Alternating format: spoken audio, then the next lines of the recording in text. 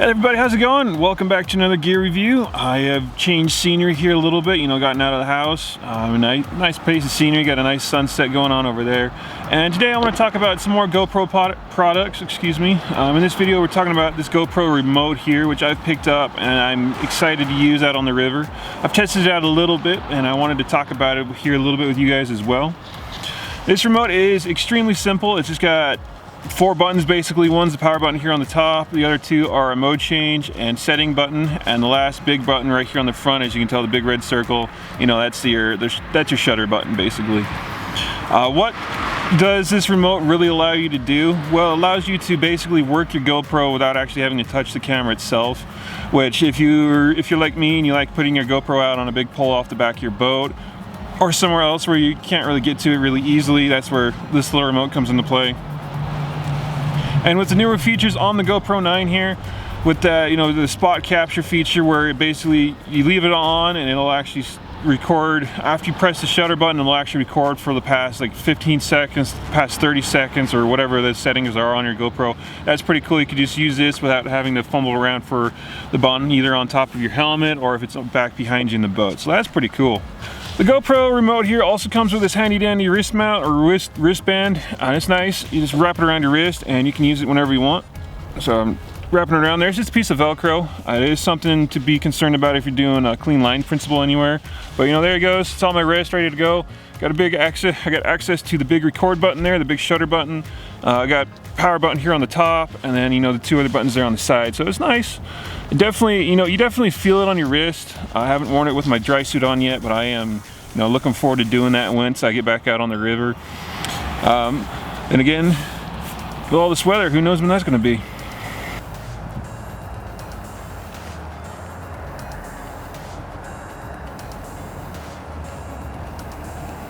Setting up and working this is actually pretty easy. So I'm basically just going to turn my GoPro on here to get it turned on. There goes the GoPro. And I'm just going to turn the remote on as well. You won't hear anything from the remote. There is basically your display here on the remote, which is pretty cool. It's got it's connecting at the moment, but it's connected to my camera now, which is pretty sweet.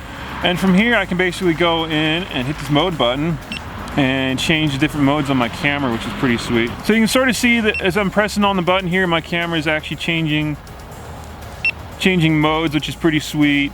And then I can actually hit the other button and I can go into the settings of the camera as well. So you can see the settings there on the remote, and you can just go through them with this 3-button system. The settings, the actual way of getting into there is you just hit the settings button on the side, looks like a wrench, and you can scroll through them.